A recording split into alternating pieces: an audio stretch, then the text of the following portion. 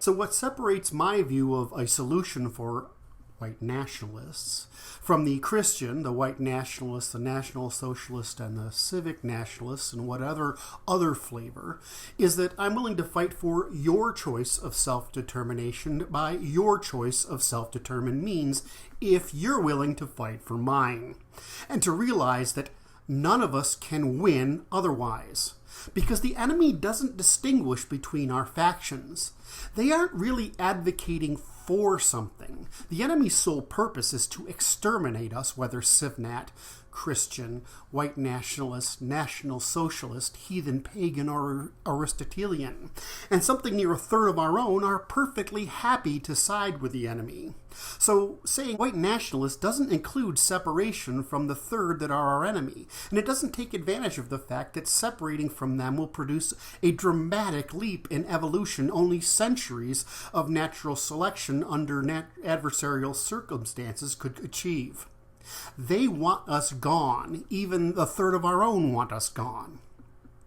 So I propose a solution for all of us, the restoration of the Holy Roman Empire's diversity of polities, with the most modern government that developed in Europe, the English rule of law, that produced a market for polities, where self-determination by self-determined means is possible, but without the Holy Roman Empire and the British tolerance for the enemy, whether or not they are members of our tribes. Now, you can choose the solution I recommend, which continues our past traditions and unites us in self-determination by self-determined means. Or you can continue to fail, because the church can't produce elites. You might think so, but there's no evidence of it. Natural selection and natural rewards of natural selection in the economy will prevent the churches from producing elites. And the world won't tolerate national socialist despots or white nationalists, because those people can't produce tolerable elites either. The world will continue to defeat Civnats, and frankly, we won't tolerate each other. Why? Because what we share is this intuition that we demand the right to self-determination by self-determined means. And that's what we mean by request for liberty, or freedom, or sovereignty. These are all code words. These code words are all romantic. They don't have any meaning, really, except to evoke emotional sentiments. That emotional sentiment goes across all our different factions. But the underlying sentiment that liberty, freedom, whatever this term refers to, is self-determination by self-determined means.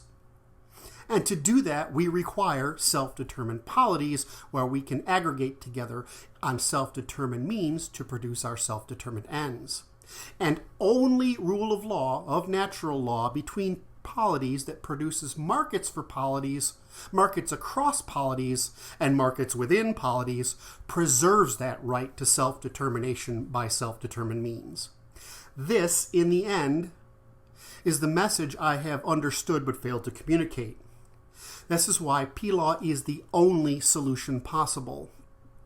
My problem is I have to get that across so that we stop fighting with each other for primacy when the only primacy we have is to tolerate one another's desires for self-determination by self-determined means, and that we can only unite against the world that seeks to deprive us of self-determination by self-determined means is if we unite together under the law of reciprocity.